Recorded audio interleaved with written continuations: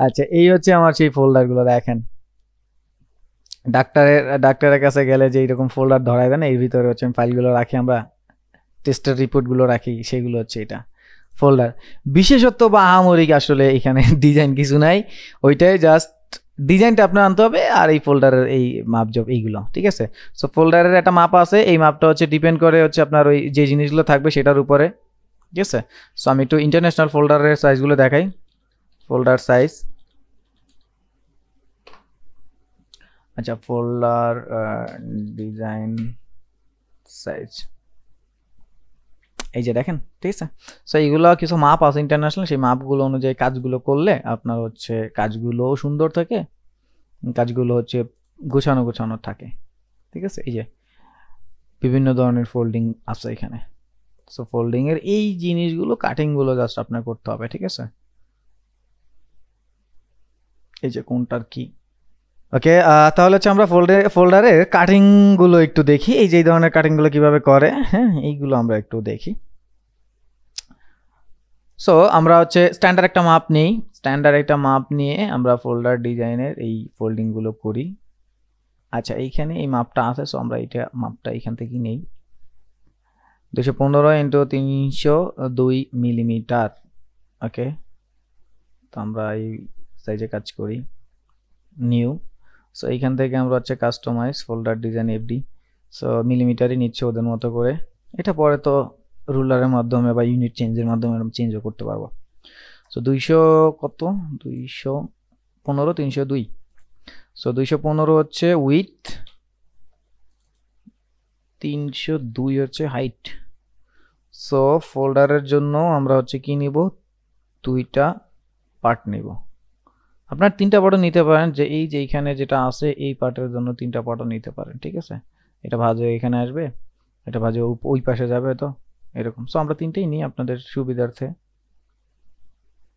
অথবা পুরোটা মিলে আপনি একটা নিতে পারেন ওইখানে জাস্ট আপনার ডিজাইনটা করে দিতে পারেন সেটা করতে পারেন ঠিক আছে নরমালি জাস্ট নিজের মতো করে সো আমি বেটার হয় এটাকে গুণ দিয়ে দুইটা করে নিব নাকি একটা আচ্ছা একটাই নি সমস্যা নেই একটাই নেই পরে হচ্ছে আমরা এটাকে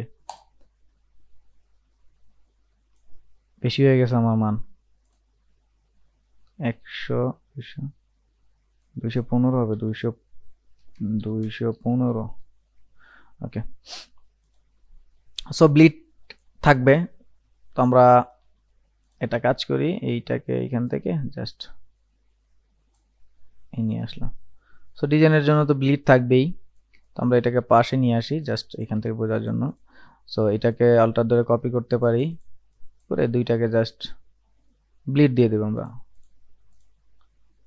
object path offset path bleed ঠিক আছে ডিজাইনটা যেন সেভ থাকে ওকে গাইডলাইন করে দিলাম এটাকে লক করে দিচ্ছি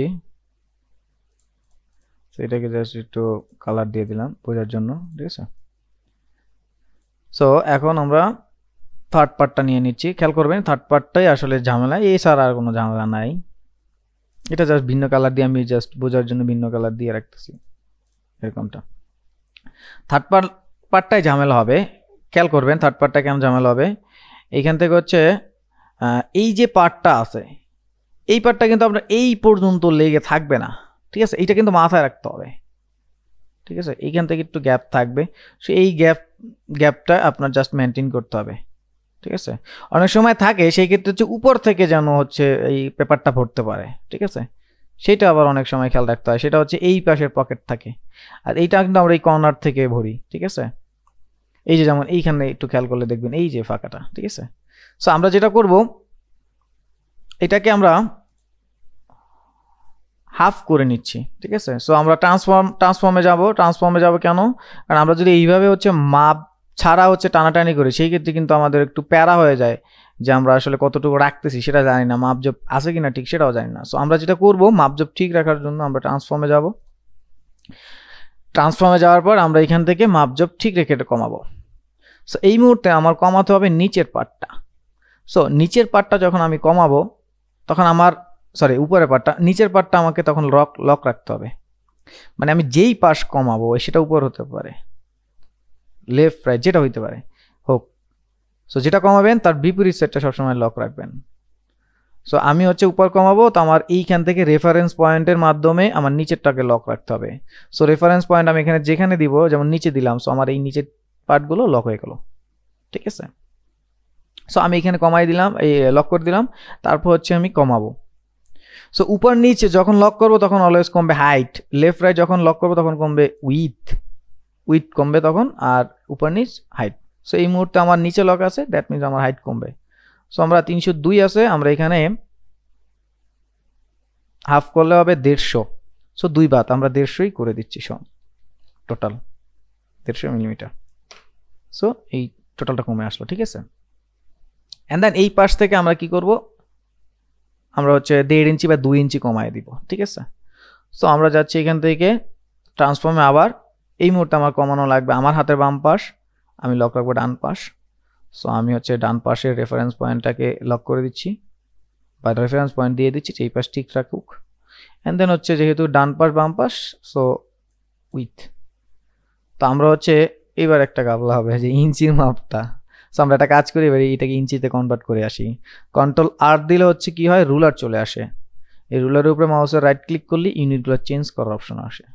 সো ইঞ্চি করে নিলাম, এখন হচ্ছে আমি এখান থেকে ইঞ্চিতে, এই যে খুব সহজ। সো ইঞ্চিতে নিচ্ছি, তো সামথিং এইটা আছে। তো আমরা এখান থেকে উইথটাকে আমরা কমায় দিচ্ছি, আমরা ধরেন হচ্ছে 7, মানে 1 ইঞ্চি কমাই দিয়ে দেখি কি হয়। সো 1 ইঞ্চি কমাই দিলাম, গুড। আমরা যদি এখান থেকে দেখি, সো এই দেখেন 1 ইঞ্চি আমার গ্যাপ আছে, ঠিক আছে। আমরা চাইলে 1.5 ইঞ্চি কমাই দিতে পারি, কোনো সমস্যা নেই, এটা আপনার মতো করে। সো এখানে 1.5 ইঞ্চি কমানো মানে পেপারে কস্টিং, এটা হচ্ছে প্রিন্টের উপরেই ডিপেন্ড করে, প্রিন্টের যারা প্রিন্ট করবে। সো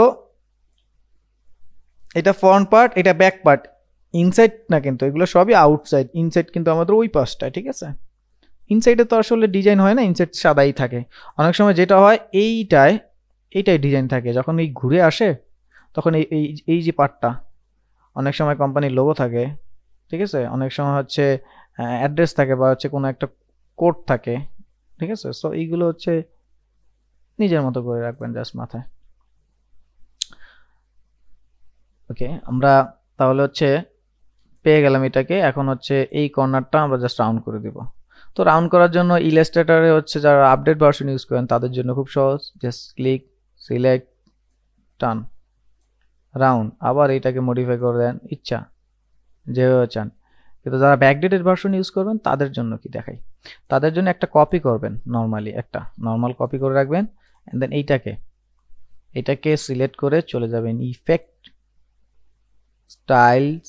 স্টাইলাইজ বা স্টাইল, এখান থেকে হচ্ছে রাউন্ড কর্নার। সো রাউন্ড কর্নারে গিয়ে প্রিভিউ অন করে, অফ থাকবে, অন করে এইখান থেকে কর্নারগুলো রাউন্ড করতে পারবেন। সো রাউন্ড করেন, যতটুকু লাগে ততটুকু রাউন্ড করে নেন, কোনো সমস্যা নেই। ধরুন আপনার এতটুকু লাগবে, সো আমি এতটুকু রাউন্ড করে নিলাম। ওকে, এখন এইটা কিন্তু স্টিল নাও তার সিলেকশন এরিয়া এইখানে আছে। সো এইটাকে আমার ব্যাকডেটেড ভার্সন আমার যেটা করতে হবে, অবজেক্ট থেকে এক্সপ্যান্ড অ্যাপিয়ারেন্স ক্লিক করে নিতে হবে। সো এক্সপ্যান্ড অ্যাপিয়ারেন্স যখন আমি ক্লিক করব তখন কিন্তু আমার এটা রিয়েল শেপে চলে আসবে, নাহলে কিন্তু আগের শেপটাই বিদ্যমান থাকবে। আমরা জানি এক্সপ্যান্ড অ্যাপিয়ারেন্স আর অ্যাপিয়ারেন্সের মধ্যে কাজ কি। সো এবার আপনি এটাকে নিয়ে যাবেন এখানে, এই যে সেন্টার মিলে গেল, তারপর দুইটাকে সিলেক্ট, এই যে দুইটা সিলেক্ট হলো। এখন আমরা জানি শেপ বিল্ডার টুলসের কাজ কি। শেপ বিল্ডার টুলসে যাব, যেটা ডিলিট দেওয়ার দরকার সেখানে ক্লিক করব, অল্টার ধরে ডিলিট, যেখানে জয়েন করার দরকার সেখানে জয়েন করব, অল্টার ছেড়ে জাস্ট টান, গেচাং। সো ডান। ওকে, সিম্পল, ভেরি সিম্পল, ঠিক আছে। সো তারপর হচ্ছে আমাদের এই যে এই পার্টটা দেওয়া হয়, কারণ হচ্ছে এই পার্টটা এটার সাথে ঘাম দিয়ে লাগানো থাকবে, কারণ এই পাশটা কিন্তু লাগানোর কোনো জায়গা নাই। সো এই পাশটা আমাদের নর্মালি 1 ইঞ্চি ধরে বা 1.5 ইঞ্চি ধরে আমরা জাস্ট দিয়ে দিতে পারি। সো মাউসের লেফট ক্লিক করে বা এখান থেকে আমরা জাস্ট 1.5 ইঞ্চি দিয়ে দিতে পারি, ঠিক আছে। সো পুরোটার পুরুত্ব তো জানি, অথবা আমরা এইটাকে এইভাবে নিয়ে আসতে পারি। আচ্ছা, এইটাকেই নিয়ে আসি, আমরা ওদিকে যাবো কেন, এটাকে আমি সমান করে দিলাম। সো এটা আমরা 1 ইঞ্চি করে দিই আপাতত বোঝার জন্য, কালারটা একটু রাইট করে দিই। তারপর ট্রান্সফর্মে যাচ্ছি, এটাকে সিলেক্ট করে ট্রান্সফর্মে যাব। সো এখান থেকে আমার লক করতে হবে উপরের পার্টটা আর কমাতে হবে নিচ থেকে। সো আমি হাইট কমাচ্ছি, আমি রাখবো ধরেন 0.75। ওকে 0.75 চলে আসলো। তারপর এখন এই কর্নারগুলো হচ্ছে মাপ জব ঠিক রেখে আমরা হচ্ছে কর্নার ঠিক করব। সো কর্নার ঠিক করার জন্য আমরা কোথায় যাব, আমরা হচ্ছে কন্ট্রোল কে দিব অথবা আমরা এডিট থেকে প্রেফারেন্সে যাব, এখান থেকে জেনারেলে আসব। সো জেনারেলে আসার পর এখান থেকে দেখবেন কিবোর্ড ইনক্রিমেন্ট নামে একটা অপশন আছে। এইখানে আমরা যেই মানটা দিব সেই মানটা হচ্ছে কিবোর্ড থেকে যখন কোনো বাটন প্রেস করব সেই বাটনের মাধ্যমে এটা ইনক্রিমেন্ট হবে। সেটা যদি ডাউন হয় ডাউন, আপ হয় আপ, লেফট হয় যেদিকে যাব সেই দিকে বাটনে এই মানটা ইনক্রিমেন্ট হবে। সো এইখানে আমি আপাতত ধরেন 10 পিক্সেল যদি নেই, ওকে করে দিচ্ছি। সো এখন আমি ডিরেক্ট সিলেকশন টুলস দিয়ে হচ্ছে এই পয়েন্টটা মাউস দিয়ে আমি সিলেক্ট করে নিলাম। এবার কিবোর্ড থেকে হাতের ডান দিকের অ্যারোটা যদি প্রেস করি তাহলে এই প্রতিটা প্রেসে বা ক্লিকে এই যে 10 পিক্সেল করে যাচ্ছে। সো 2 ক্লিকে 20 পিক্সেল গেল। এবার এটাকে সিলেক্ট করলাম, হাতের বাম দিকে যদি ক্লিক করি 1 2 তাহলে 2টা ক্লিকে 20 পিক্সেল গেল, সমান গেল। ঠিক আছে, তো তাহলে আমরা যদি দেখি তাহলে আমাদের কিন্তু প্যাটার্নটা রেডি। সো এই প্যাটার্নগুলো রেডি করা আসলে আহামরি কিছু না, দেন জাস্ট নর্মালি ডিজাইন আপনারা আপনাদের মতো করতে পারেন। ঠিক আছে, নর্মাল যে ডিজাইন আছে, আমি যে আমার ডিজাইনটা দেখাইছি হচ্ছে এইটা বিজনেস প্রোফাইলের ফুল পেজটা ডিজাইন করতে আমার জান বের হয়ে গেছে। মানে চয়েস তো চয়েসই বুঝেন।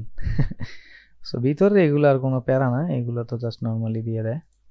ঠিক আছে, সো আই হোপ আপনারা এখন এই ধরনের জিনিসগুলো তৈরি করতে পারবেন। এই কাটিংটা খুব বেশি কঠিন না, এগুলো সবই সহজ। সো কেউ যদি বলে আমার ফোল্ডার ডিজাইন লাগবে, সো আপনারা এখন পারবেন। এই যেগুলো খুবই সুন্দর ডিজাইন, ঠিক আছে, জাস্ট কেউ যদি বলে এখন করে দিতে পারবেন। আর এটা তো খুবই সিম্পল, এখান থেকে হয়তো বা 20 পিক্সেল গেছে এইদিকে, এখান থেকে হয়তো বা 20 পিক্সেল নামছে নিচের দিকে, কথার কথা বললাম। ঠিক আছে, বুঝতে পারছি ব্যাপারটা? জি ভাইয়া, জি ভাইয়া, দেখতে পারতেছেন? জি ভাইয়া। ওকে, দেখেন আপনারা কত জিনিস জানতেছেন। আচ্ছা, আপাতত ক্লাসটা এইখানে স্টপ করি।